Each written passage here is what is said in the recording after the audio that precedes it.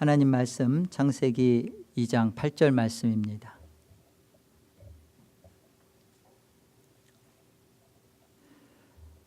여호와 하나님이 동방의 에덴에 동산을 창설하시고 그 지으신 사람을 거기 두시니라.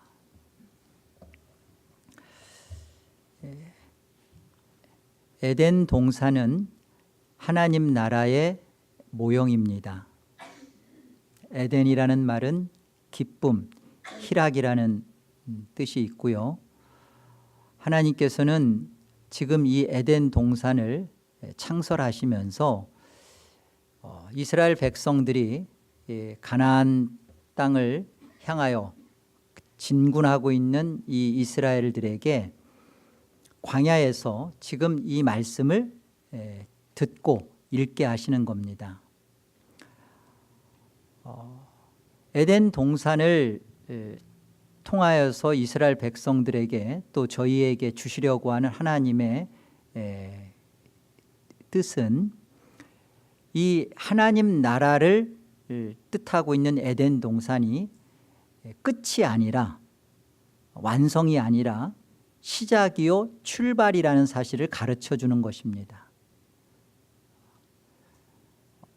지금 광야에 있는 이 이스라엘은 하나님께서 왜 에덴 동산이라는 것을 이렇게 따로 한 곳을 만들어서 거기에 사람을 넣으시고 또 여기에 어떤 일들을 벌어져 나가는지를 계속 이스라엘들에게 가르쳐 주시고 읽게 해 주세요. 이 의도는요, 이제 가나안 땅에 들어가서도 이스라엘 백성들에게 동일하게 벌어질 일입니다. 에덴 동산을 통하여서 하나님은 목적한 바가 있다는 것이에요. 가나안 땅에 들어가서도 그게 들어가는 게 다가 아니라 하나님의 목적을 향하여 이루어 가야 된다는 것을 지금 가르쳐 주시는 거예요. 오늘날 신앙의 문제는 하나님 나라를 획득했다, 나는 하나님 나라를 소유했다, 하나님 나라에 나는 들어갔다, 그것으로 끝이라는 거예요.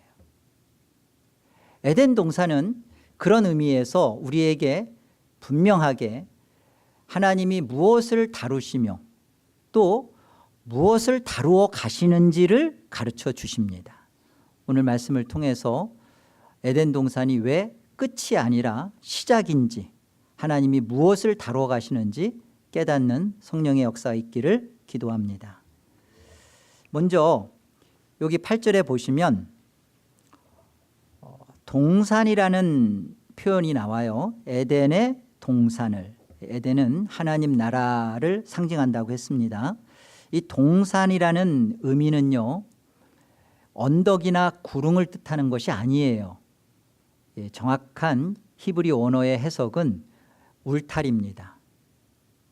뜰이에요. 그러니까 울타리가 쳐진 정원이라고 이해를 하셔야 돼요. 이 에덴 동산은 처음부터 어떤 이 하나님 나라의 이미지를 우리에게 가르쳐 주냐면, 하나님 나라가 울타리가 쳐져 있구나,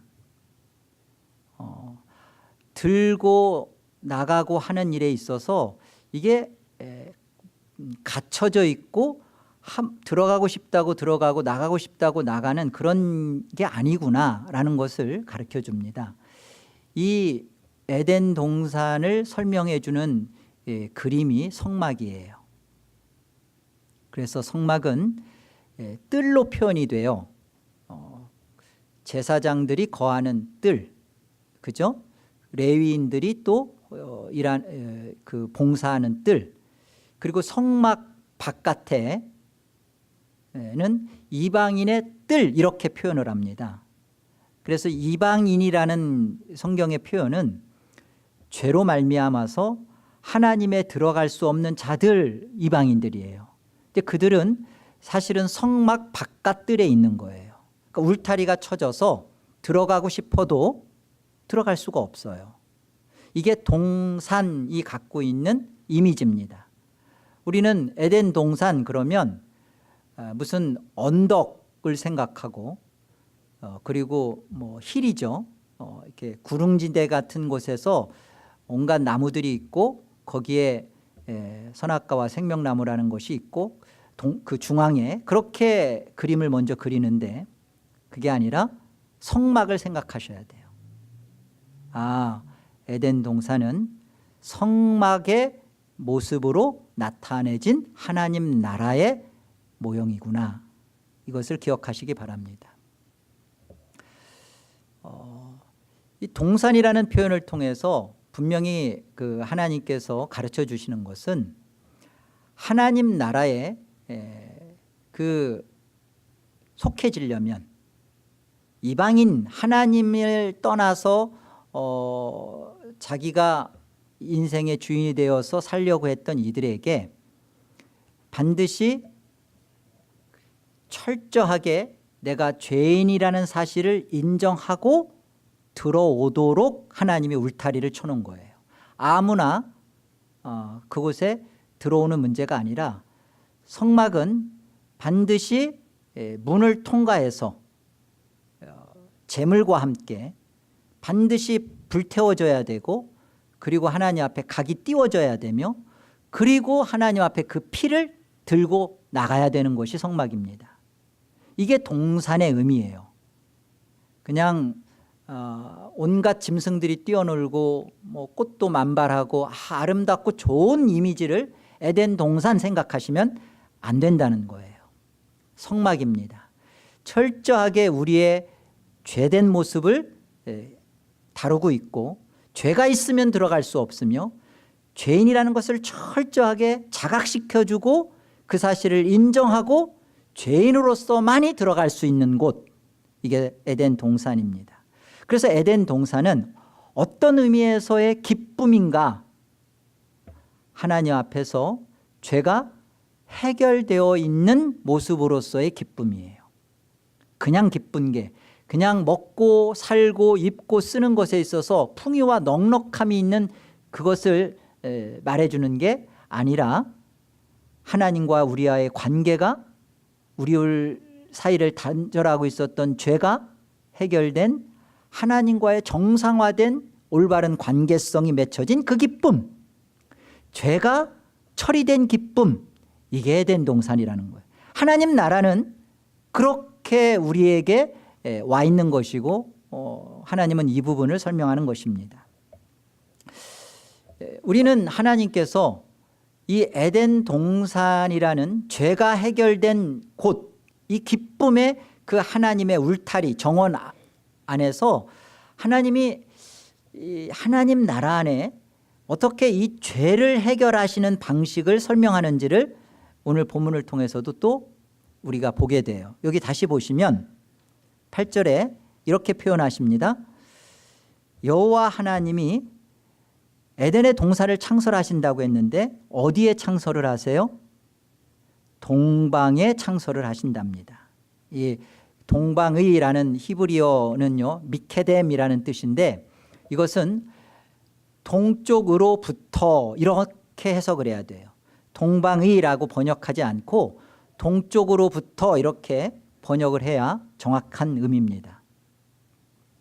동쪽으로부터 에덴의 동산을 창설하셨다라는 이 동쪽이 갖고 있는 의미가 하나님이 죄를 해결하는 방식을 지금 계시하고 있는 뜻이에요. 자, 그럼 동쪽이 뜻하는 바가 무엇인지를 성경을 통해서 우리가 확인해 보죠. 창세기 4장을 보겠습니다. 16절, 가인이 여호와 앞을 떠나서 에덴 어느 쪽으로요? 동쪽 놋 땅에 거주하더니 아내와 동침함에 그가 임신하여 에녹을 낳은지라. 가인이 성을 쌓고 그의 아들의 이름으로 성을 이름하여 에녹이라 하니라. 이 에녹은 하나님과 동행했던 그런 에녹이 아니에요. 똑같은 이름이지만 다른 자입니다. 가인이 여호와 앞을 떠나는 모습과 방향이 동쪽이에요. 그래서 성경이 동쪽을 얘기할 때는 항상 하나님을 떠나는 죄된 상태를 설명할 때 동쪽을 씁니다. 반면 그 하나님께 회개하고 돌아오는 모습, 그리고 하나님과의 관계가 정상화되는 모습을 설명할 때는 동쪽으로부터 서쪽으로 들어가는 거예요.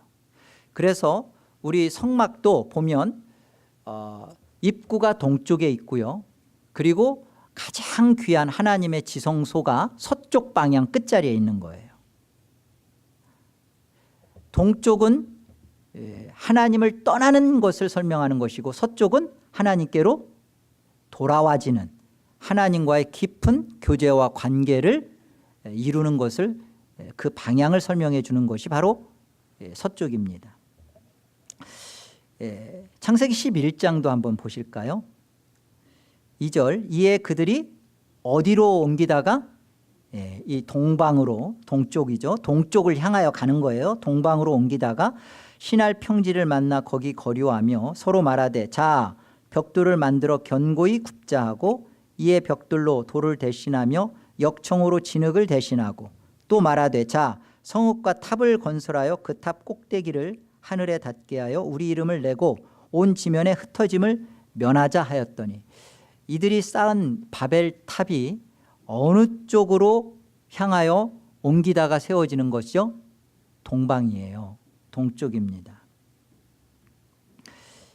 이 동방, 동쪽은 다 하나님을 떠나는 것이고, 그리고 그곳에서 힘을 모으는 거예요. 성을 쌓고 탑을 이루는 겁니다. 하나님을 대적하는 세력, 하나님을 반대하는 죄의 모습이 동쪽, 동방이에요. 그래서 하나님은 창세기 3장 24절에 보면, 하나님이 이제 그 에덴 동산 안에서 타락한 아담과 하와를 내쫓죠. 그런데 이들이, 하나님이 그들을 내쫓으시는데 그들을 에덴 동산 동쪽에 하나님이 그룹과 이렇게 두루 도는 화영검, 불칼을 거기다 두시는 거예요. 어느 쪽에? 동쪽에. 왜요? 바로 이 동쪽 방향이 하나님을 떠나는 쪽이고, 그리고 다시 돌아오려면 이 동쪽을 통과해서 돌아와야 되니까 그쪽에다가 그룹, 천사와 불, 칼, 화영검을 두어서 들어오지 못하게 울타리를 치시는 거예요. 이게 에덴 동산입니다. 동방의 에덴 동산을 그렇게 두시는 거예요. 우리는 이 동방 쪽에, 동쪽에서 우리 자신이 하나님을 떠나왔던 내 삶을 보는 겁니다. 아, 저 삶은 아니었지. 저기에는 예수가 없었지. 그리고 나는 예수가 정말 필요하구나 라고 생각하고, 우리가 다시 들어가는 쪽이 동방이에요. 동쪽으로부터 들어가니까. 그래서 동방의 에덴의 동산을 창설하신 거예요. 우리가 하나님 나라에 정말 어떤 자로서 들어갈 수밖에 없느냐, 내 삶을, 하나님을 떠나왔던 내 삶에 대하여 직시를 하고 인식을 하고, 아, 나에게는 기쁨이 없구나, 내 삶은 이게 뭔가가 잘못됐구나, 내 삶에 필요한 것은 내가 하나님을 떠나온 것이 문제요, 내가 하나님께로 돌아가는 것이 답인데, 그러려면 문을 통과해야 되는데 이 문은 동쪽이죠. 그런데 이 문이 예수예요. 사실은 요한복음 10장에 보면, 내가 진실로 진실로 너희에게 이르노니 나는 양의 문이라 그러십니다. 문으로 들어가지 않고 그냥 담 넘어 들어가는 것이 절도요 강도라 그랬죠. 바로 예수 그리스도가 문으로 들어가며, 예수님은 다 자신을 양의 목자라 그러십니다. 예수 그리스도가 양의 문이시고, 그리고 우리를 이끌어 들이시는 목자세요.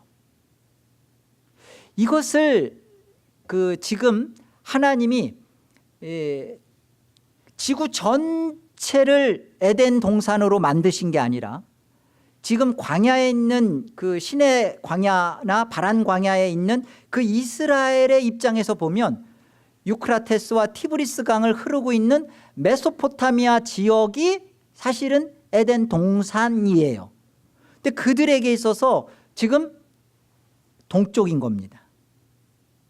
근데 이 부분을 왜 하나님이 성경을 기록해 하셨고 이걸 왜 우리한테 설명하는 것인가? 아, 하나님 나라는 에덴 동산이야? 먹을 게 많아? 거기에는 온갖 것들이 풍요로워? 그런 곳이야. 그래서 우리 교회도 그냥 그래서 넉넉하니까 에덴 교회예요? 우리 안에 하나님께서 이 에덴 동산이라는 이 하나님 나라의 모형을 설명하시면서 이스라엘 백성들한테 성막을 짓게 하셔요. 하나님 나라에 어떻게 들어가야 되는지를 성경은 설명하는 것이고 이 성막의 주제요 하나님 나라의 참된 주인공은 예수 그리스도이십니다. 성막은 예수 그리스도로 인하여서 들어가지며 완성되어지는 거예요. 이 부분을 설명하시는 거죠. 하나님 나라의 핵심이며 주인공은 예수 그리스도입니다. 여러분이 하나님 나라에 내가 들어갔다, 나는 하나님 나라를 획득했다, 구원받았다 라고 말하는데 예수 그리스도로 내가 들어갔는가, 나는 예수 그리스도를 먹고 힘을 얻는가, 나는 예수 그리스도로 인하여 즐거워하는가, 이거는 없고 다만 구원을 받은 삶, 천국 가고 구원받고 나면 내 삶에 어떤 일들을 하나님이 신적인 능력으로 함께해 주셔서 문제를 해결해 주는 것으로 구원을 이해하고 에덴 동산을 하나님 나라를 그렇게 이해하고 있다면 그것은 정말 잘못된 생각이라는 거죠. 예수 그리스도와 함께하는 즐거움과 예수 그리스도를 먹는 것에 대한 힘을 얻지 못하고 그러면서도 예수를 믿고 있다, 그리고 나는 예수를 믿고 구원받고 천국 간다라고 하는 이 생각은 에덴 동산을 끝으로 알고 있는 거예요. 에덴 동산은 끝이 아닙니다. 에덴 동산은 이스라엘에게 시작이었고 오늘 우리에게도 에덴 동산이 시작으로 우리에게 그 출발선을 가르쳐 주는 거예요. 에덴 동산, 하나님 나라는 내 안에서 시작되는 거예요. 이 시작은 완성이 아닙니다. 그 에덴 안에 있었던 아담이 완성된 존재가 아니에요. 이곳에서 하나님 나라에 걸맞는 하나님의 백성다워지는 그 일을 이루시는 겁니다. 그래서 지금 이스라엘이 광야에 있으면서 지금의 나의 이 척박하고 말도 안 되는 이 삶에 대한 답을 성령의 조명하심을 통하여 이 에덴 동산을 창설하시는 하나님의 말씀을 통하여 깨달아지는 것입니다. 이걸 깨닫지 못하고 죽어가기 때문에 하나님의 말씀에 순종하지 않는 거예요. 오늘날도 마찬가지예요. 광야 1세대들이 이 에덴 동산을 창설하신 것에 대한 장소적이고 환경적인 개념으로만 이해하다가 자기는 구원받았고 자기는 가나안 땅에 들어갈 거다라고만 생각을 했지 완성되지 못한 존재로서 다 목전에서 죽어가는 그런 일들을 그들이 했던 것처럼 오늘 이 말씀을 통하여서 에덴 동산이 왜 시작인지 출발선인지 깨달아지는 성령의 역사가 저와 여러분에게 있어지기를 바랍니다. 에덴 동산은 분명하게 그 안에서 하나님께서 사람을 만들어낸 게 아니에요. 우리 그 15절을 한번 가보실래요? 창세기 2장 15절에 이렇게 말씀하십니다. 여호와 하나님이 그 사람을 이끌어 에덴 동산에 두어 그것을 경작하며 지키게 하시고, 여기 보면 하나님이 이 아담이라는 사람을 만들어서 바깥 다른 곳에서 만들어서 이끌어 에덴 동산에 들이시는 것을 보게 돼요. 그리고 그곳에서 특별하게 소명을 허락하시죠. 경작하고 지키게 하는 그런 일을 하십니다. 이 하나님께서 에덴 동산이라는 곳에 사람을 넣는 모습은 이제 에덴이라는 곳에서 하나님은 모든 것을 다 그냥 끝났다가 아니라 거기에서 하나님은 경작하며 지키게 하시는 그런 하나님의 사람으로서 예배하고 헌신되어지고 하나님의 나라에 드려지는 그런 사람으로 맡기시죠. 그 일을 하시는 거예요. 그 에덴 동산은 끝이 아닌 거예요. 인생에 있어서 나는 에덴 동산을 끝으로 갖고 있는 게 아니라 에덴 동산은 이제부터 시작이라는 거죠. 그래서 하나님의 자녀들에게만, 하나님의 구원받은 하나님의 백성에게만 벌어지는 일이 각자에게 에덴의 출발선이 있어요.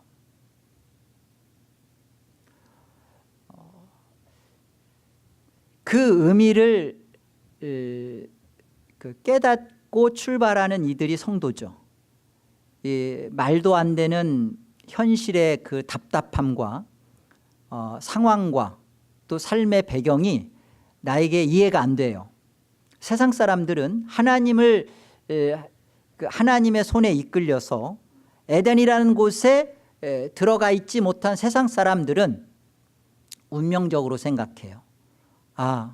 내가 참 잘못 생각했고 내 팔자가 그러려니, 그리고 자신의 삶에 대해서 그냥 주저앉고 맙니다.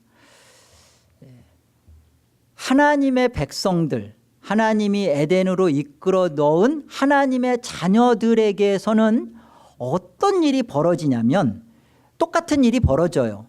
이 상황과 환경과 이런 현실에 대하여 이해 못하는 그런 답답함이 똑같이 벌어집니다. 마치 이것처럼요. 자, 우리 창세기 37장 요셉의 성경적 비유를 한번 살펴보죠.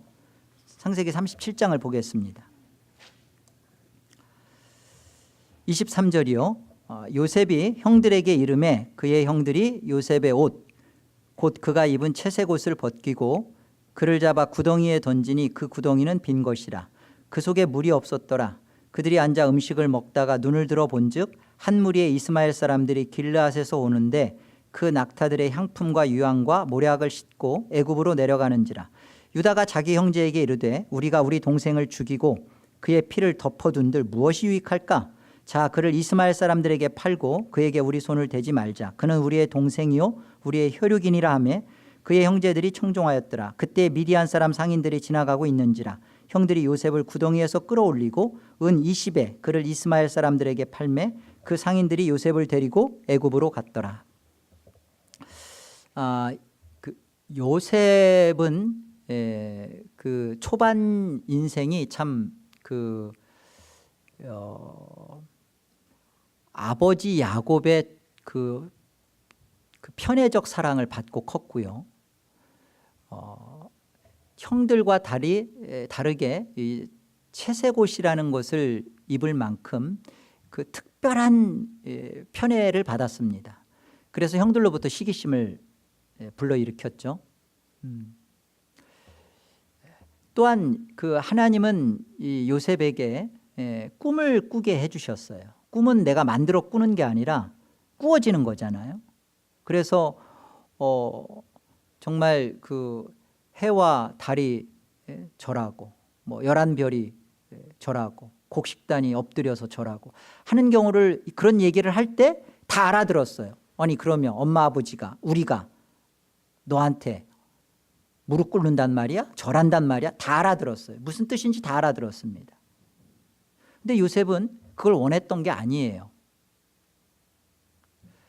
그러나 그것으로 인해서 요셉은 자기가 만들어낸 운명이 아닌데, 인생이 아닌데, 그것으로 인하여서 어디에 떨궈지냐면 구덩이에 갇혀요. 내가 만들려고 하지 않았지만 가장 처참한 자리, 물이 없는 구덩이 속에 떨어집니다. 그리고 떨어졌다가 잠시 끌어올려서 집으로 데리고 가는 게 아니라 자기를 종으로 미디안 상인한테 팔아 넘겼어요. 은 20에. 언제가 얘기했던 것처럼 여기에는 또 하나님의 기가 막힌 역사하심이 있죠. 저기 그 왕서방이 와가지고 데리고 갔으면, 비단장수 왕서방이 데리고 갔으면 그 전부 다 야곱과 70명이 다 그 왕서방 있는 데로 가야 되는 거잖아요. 그런데 미디안이라는 이 애굽이라는 곳으로 그 상인들이 때마침 그곳에 와서 요셉은 뭐 생각도 못하고 그냥 아무 의도와 상관없이 그 애굽의 종으로 팔려갑니다. 애굽의 종으로 팔려가서 그는 감옥에서 간수 생활을 하고 또 그 모든 일들을 재반 사무를 보면서 하루라도 빨리 이 감옥살이에서 벗어나기를 원했어요. 그래서 떡 굽는 술 굽는 관원장들에게 꿈도 해석해주고 그러면서 제발 좀 내가 억울하다. 나는 정말 여기에 있을 이유가 하나도 없는데 난 지금 여기에 있다. 그러니까 자기가 왜 애굽에 왔으며 자기가 지금 왜 감옥에 있으며 왜 형들은 나를 구덩이에 집어넣는지 그 이유를 아무리 생각해도 알지를 못했던 게 요셉이에요. 그렇죠? 그러니까 시편에 보면 이 요셉의 그 고민과 요셉의 실질적인 아픔을 이렇게 설명을 해요. 시편 105편 보세요. 16절, 그가 또 그 땅에 기근이 들게 하사 그들이 의지하고 있는 양식을 다 끊으셨도다. 그가 한 사람을 앞서 보내셨으며 요셉이 종으로 팔렸도다. 그의 발은 착고를 차고 쇠고랑을 찼다는 거예요. 그의 몸은 쇠사슬에 매었으니 곧 여호와의 말씀이 응할 때까지라. 그의 말씀이 그를 단련하였도다. 왕이 사람을 보내어 그를 석방하며 뭇 백성의 통치자가 그를 자유롭게 하였도다. 그를 그의 집의 주관자로 삼아 그의 모든 소유를 관리하게 하고 그의 뜻대로 모든 신하를 다스리며 그의 지혜로 장로들을 교훈하게 하였도다. 이에 이스라엘이 애굽에 들어가며 야곱이 함의 땅에 나그네가 되었도다. 많은 사람들이 요셉이라는 자녀들에게 이름도 그렇게 줘주고 그리고 요셉을 그 총리가 됐다는 이유로 굉장히 높은 점수를 주는 것을 보게 돼요. 요셉의 입장에서 보면요, 요셉은 총리를 생각한 적도 없습니다. 그리고 요셉의 지금 자신의 상황과 그때의 본인의 생각을 시편 기자는 자기가 자기의 혼이 쇠사슬에 꿰었다라는 표현이 뭐냐면 정신이 하나도 없다는 거예요. 혼비백산했다는 말이죠. 무엇 하나 자기가 자신의 지금 처한 상황에 대해서 이해와 납득이 안 된다는 거예요. 내가 왜 지금 여기 있는가? 난 누구? 여긴 어디? 이런 그 고민과 아픔 속에서 그 허구 헛너를 내가 왜 이렇게 있어야 되나? 하나님은 정말 내가 믿는 하나님은 무엇 하시나? 그 생각 속에서 세월을 다 보내는 겁니다. 1, 2년이 아니에요. 요셉의 형통, 많은 사람들이 잘못 오해를 하는 것은 요셉이 하나님이 그 요셉을 애굽에 가게 해서 요셉을 총리를 만들게 해줬다라고 해서 형통이라고 얘기하는데요. 요셉이 이해한 형통, 성경이 말하는 형통은 다른 게 아니에요. 문제가 해결되고 상황에서 벗어난 것이 형통이 아니라 이 상황을 주신, 이 상황을 겪게 하신 하나님의 뜻을 알아먹은 게 형통이에요. 그런데 그것을 내가 잘됨이다라고 이해를 하는 거예요. 누가? 요셉이. 요셉은 총리가 되어서 하나님은 나를 형통케 했다라고 말하지 않습니다. 요셉이 나중에 고백하는 하나님 앞에서의 고백은 하나님이 나를 왜 구덩이에, 하나님이 나를 왜 감옥에, 하나님이 나를 왜 쇠사슬과 쇠구슬에 이렇게 차게 했는지를 내가 알게 됐다는 거예요. 어떻게? 하나님께서 나를 앞서 보내서 이스라엘을, 이 야곱 70인과 함께 이스라엘을 살리려고, 이 기근 가운데서 나를 살리려고 이스라엘을 살려서 하나님의 구원 역사를 이루시려고 하는 것을 요셉이 알아먹었다는, 그게 하나님의 말씀이 응할 때까지예요. 이것이 하나님의 말씀이 그를 단련하셨도다예요. 그래서 형들이 야곱이 죽고 나자, 그전에도 그랬지만 죽고 나자 특달같이 달라들어서 이렇게 얘기하잖아요. 사실은 야곱이 그런 말 한 적도 없어요. 형들이 요셉아 요셉아, 아버지 너 좋아하지, 그리고 아버지가 얼마나 그 너를 사랑했는지 알지. 그 아버지가 돌아가실 때 유언처럼 했던 말이 있는데, 요셉아 그 형들하고 이렇게 사이좋게 지내라, 절대 해코지하지 말아라, 그러면 한 적도 없어요. 그렇게 형들이 와서 얘기를 합니다. 요셉이 뭐라고 말해요? 두려워하지 말라고. 절대 나를 구덩이에 판 것 때문에 형들 마음 아파하지 말라고. 여기에는 하나님이 선을 이루시고자 앞서 하나님이 하신 일이었다라고 고백하죠. 이것이 요셉 안에서 출발되어진 에덴이에요. 한 인생이 내게 두신 하나님의 뜻을 깨닫는 거예요. 나를 하나님의 구원 역사 속에서 하나님의 나라에 나를 어떠한 예배자로, 어떠한 하나님의 나라를 건설하는 건설자로 나를 하나님이 만들어내시기 위하여 나를 이렇게 출발시킨다라는 것을 깨달아 아는 거예요. 그게 에덴의 출발선입니다.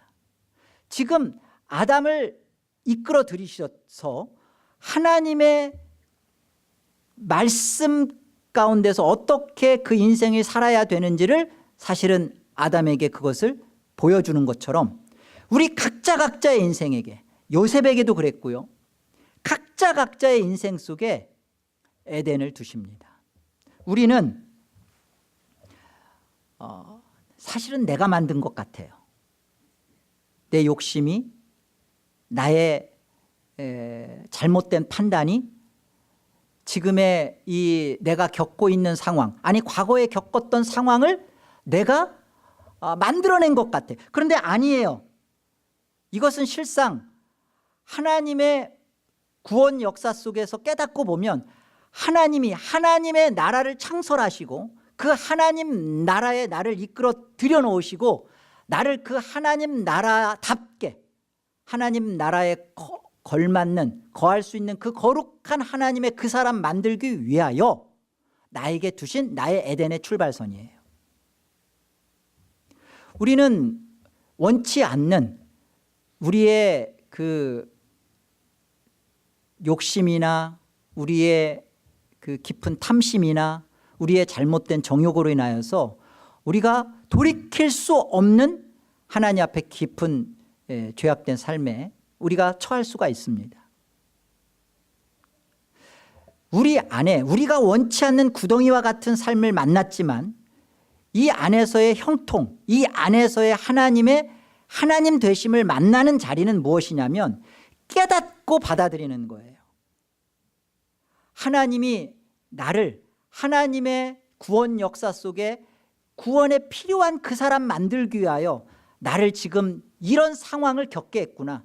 이 상황은 내가 만들어내기도 했지만, 아니 더 크게 보면 하나님이 나를 이 상황을 통하여서 비로소 내가 죄인인 것을 인정하고 예수 그리스도가 나에게 정말 필요하다는 사실을 인식하고 하나님께로 참으로 이 동쪽 문을 향하여서 이 예수 그리스도를 통하여서 정말 참으로 하나님 나라에 들어온 자로서 예수 그리스도를 날마다 먹고 예수 그리스도와 함께 사는 인생의 목적이 하나님을 기쁘시게 하는 그 삶이 되도록 내 인생을 낮추시고 내 인생을 그렇게 간섭하셨구나, 그겁니다.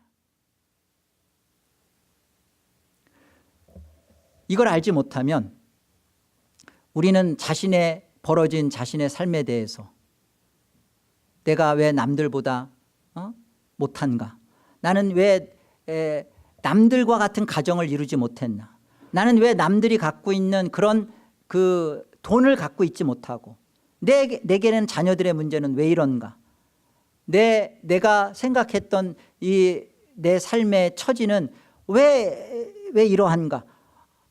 여러분, 각각의 내 삶의 에덴의 출발선에서 여러분이 정직하게 한번 서보세요.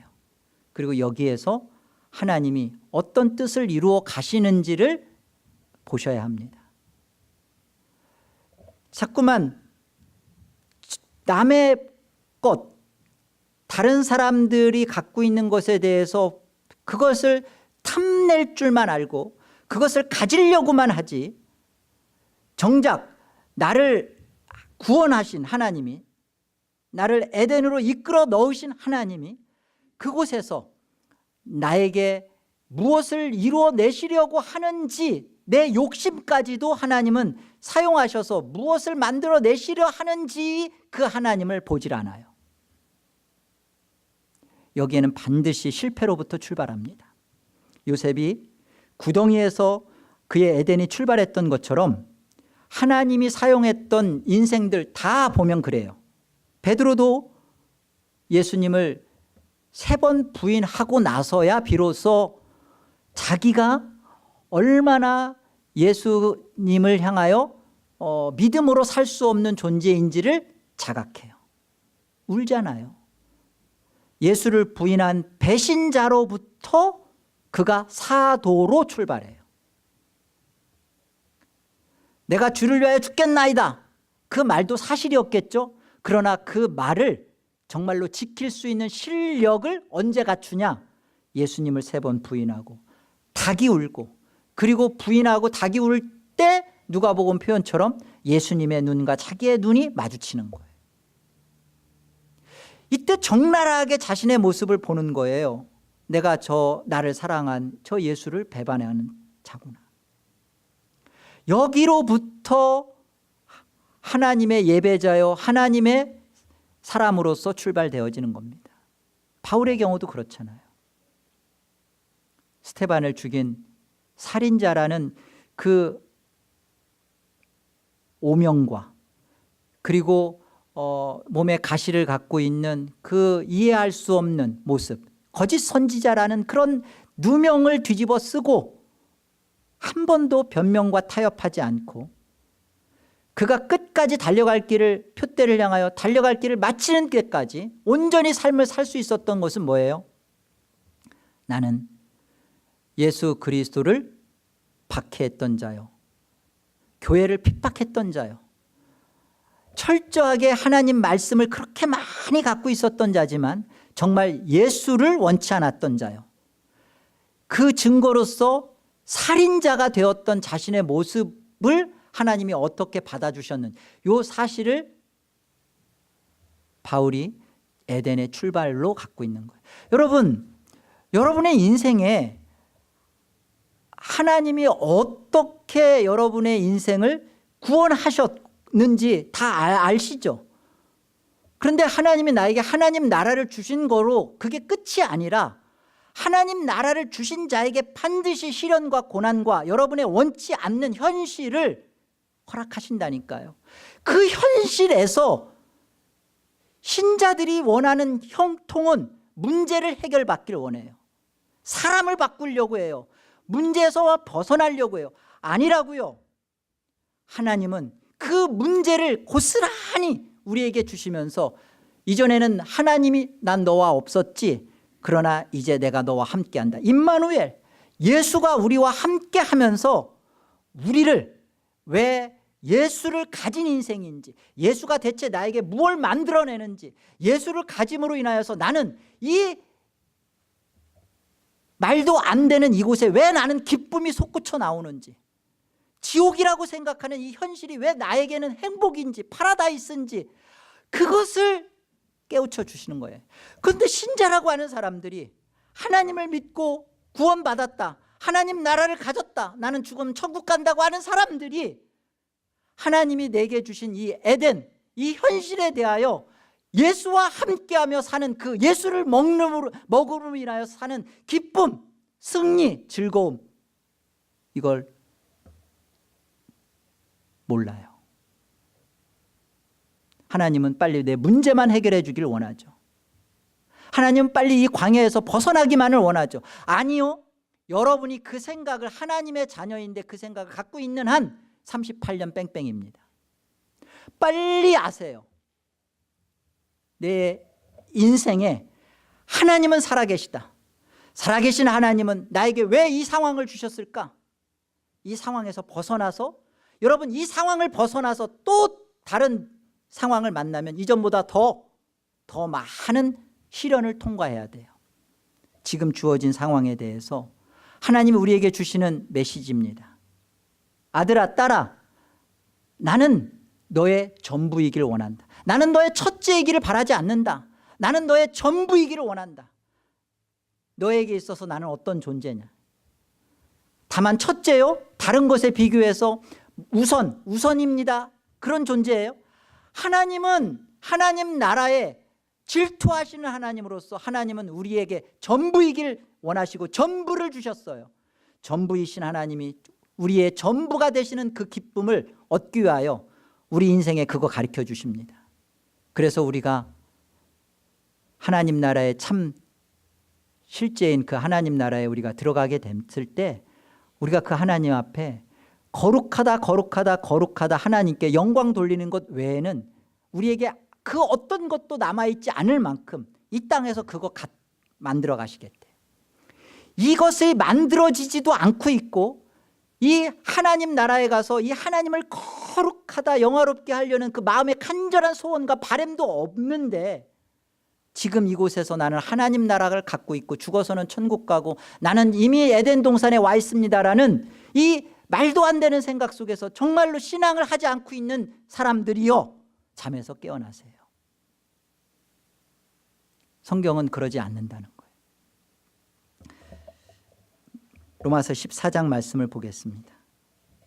로마서 14장 17절. 하나님의 나라는 먹는 것과 마시는 것이 아니요 오직 성령 안에 있는 의와 평강과 희락이라.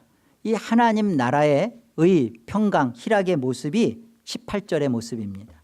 이로써 그리스도를 섬기는 자는 하나님을 기쁘시게 하며 사람에게도 칭찬을 받느니라. 그러므로 우리가 화평의 일과 서로 덕을 세우는 일을 힘쓰나니.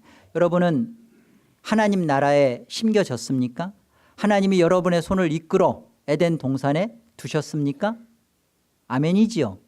그렇다면 과연 나는 이 에덴에서 참 에덴으로 지금 만들어지고 있는가를 물어보세요. 그 만들어지고 있는 증거가 뭐예요? 나는 예수를 믿는다, 예수를 섬긴다라는 증거가 뭐예요? 하나님을 기쁘시게 하고 있느냐, 사람에게도 칭찬을 받고 있냐고. 여러분 교회 지체들에게 슬쩍 물어보세요. 내가 신앙생활 제대로 하고 있냐고. 지체들한테 못 묻겠걸랑 저한테 물어보세요. 제가 정확하고 가슴 아프게 솔직하게 뼈 시리게 정확하게 말씀드릴게요.